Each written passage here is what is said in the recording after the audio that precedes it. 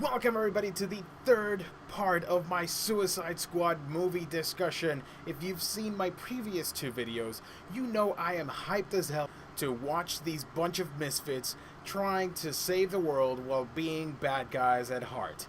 Yes, this is another installment of The Rundown. And now, a conversation piece. This is The Rundown.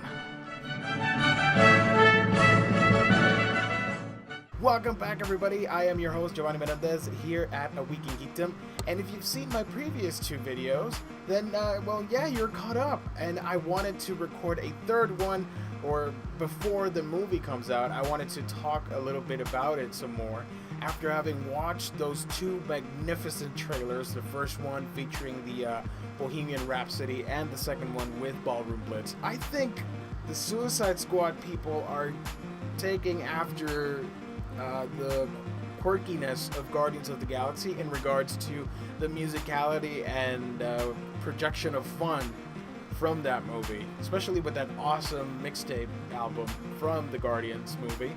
So with this Suicide Squad movie, the two trailers are fantastic, and I want to discuss before the movie comes out, and I want to actually compare once the movie comes out and I record another video.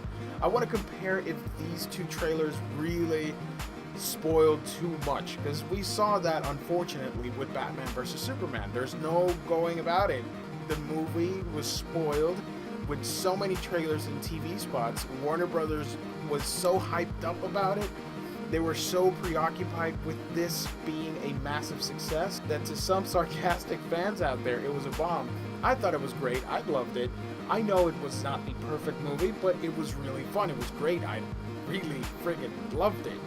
But yeah, they were so preoccupied with Batman v Superman really kickstarting the DC Extended Universe. And I think it did a good job of setting everything up, but the trailers gave everything away, especially with the whole Doomsday thing, that awesome, really Arkham-inspired Batman fight scene with the KG Beast goons and whatnot.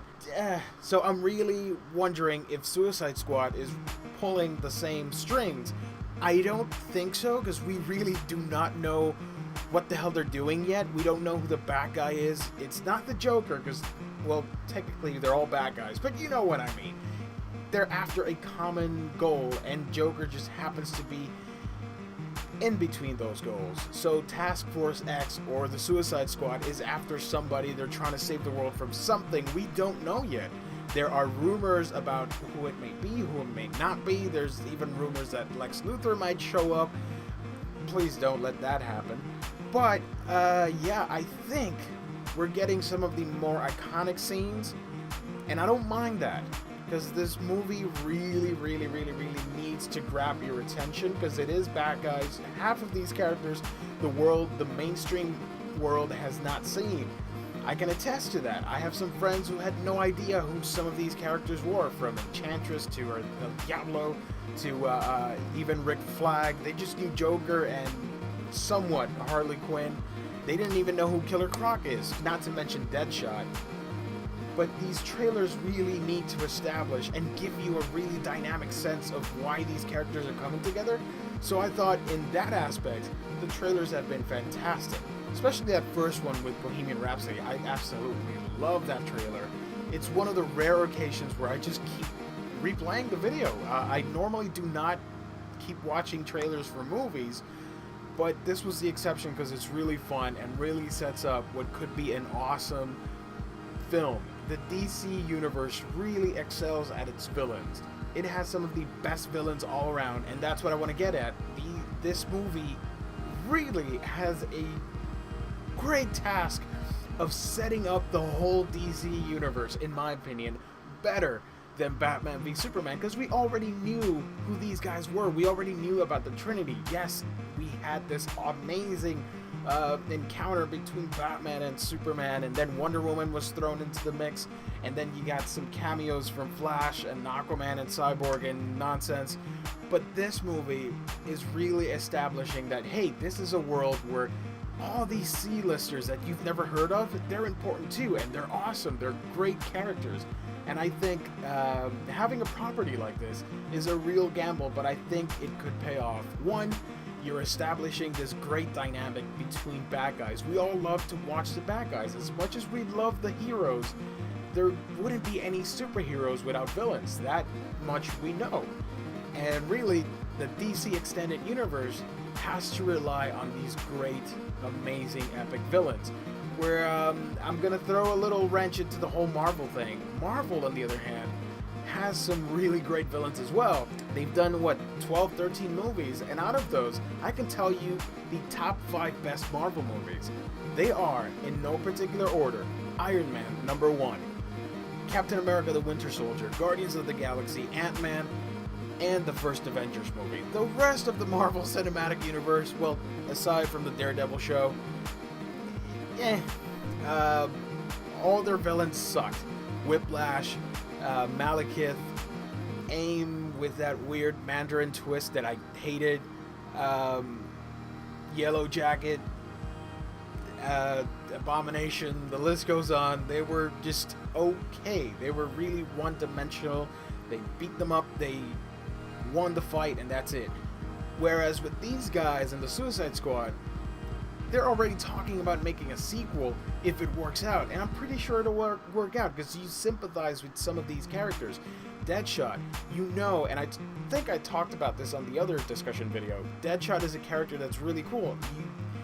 Yes, he's done some really nasty business, but there's a reasoning behind it. He's doing it for his daughter. He's doing it to reclaim that life that he lost because of what he's done. He's trying in his own weird way, he's trying to redeem himself. But then you've got characters like Harley Quinn, which is, you know, she's just a nutcase who's head over heels over Joker. So we'll see if that relationship stays the same. I don't know. Maybe she could be over him. Maybe she's just away for a while. But we'll see. Characters like Diablo and Enchantress, they could be potential spin-off characters, I guess, if they really do a good job. Now, as I said, there's sort of like a family bonding element to this movie that could work. We'll just have to see. But from the looks of the trailers, you get the sense that this team really comes together. Obviously, Rick Flag and Amanda Waller, they are crucial to the success of this team because otherwise they would not be together. So that's going to be interesting as well.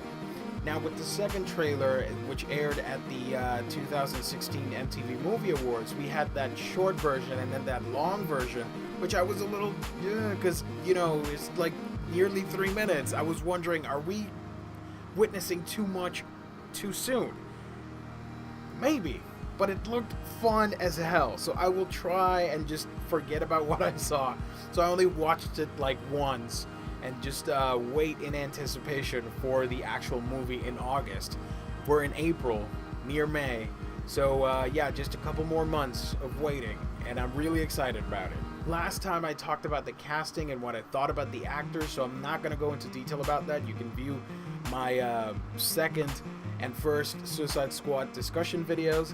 I do want to do a fourth video once the movie comes out, and I'll talk about the movie and then do a final Suicide Squad discussion and a spoiler review of the movie. But for now, those two trailers really enticed me. I've seen the buzz around the internet, and people are, some are a little bit skeptical, other are Marvel fanboys, and other comic book fanboys that just want to hate for hating. I am both. I am a fan of comics. I don't give a shit. I'm sorry for the coarse language all of a sudden, but I sincerely do not give a shit. I like DC Comics, I like Marvel, I like Image, I love every single type of comic book. I just happen to lean towards the DC stuff a little bit more. And I was one of the few guys that actually love Batman v Superman. I know a lot of you hate it for reasons that you've made clear already. And I guess I'll have to do a video talking about why I like it. So after this, I'll just talk about it, I guess. I'm not going to review it because it's been reviewed as hell. Anyway, talking about Suicide Squad. Speaking of Batman, he's going to be in it, like a lot. I just thought it was that one car chase scene where he captures the Joker. No, apparently not. He's going to be in it for a bit more than that. So that's going to be awesome. I love the Batfleck. I think it's amazing. I love that interpretation of the character. So it's going to be really interesting on that regard to see Batman in action against Harley and Joker. I do want to mention before I go about the whole reshoot thing. It's just insane. The movie's already done. They're reshooting to add a little bit of more flair and action scenes and all that cool stuff and just make it an overall cooler experience. I don't buy into the whole thing about like the humor thing. This movie by itself looks pretty humorous, and people were like claiming, and this was like stupid to me, they were saying like, oh, all the jokes are in that trailer. No, right away you saw that extended trailer, and there's a lot of funny scenes in the movie, so I was not worried in the slightest. Look, the DC Extended Universe is more realistic in the way it portrays superheroism, and I'm guessing with villainy as well.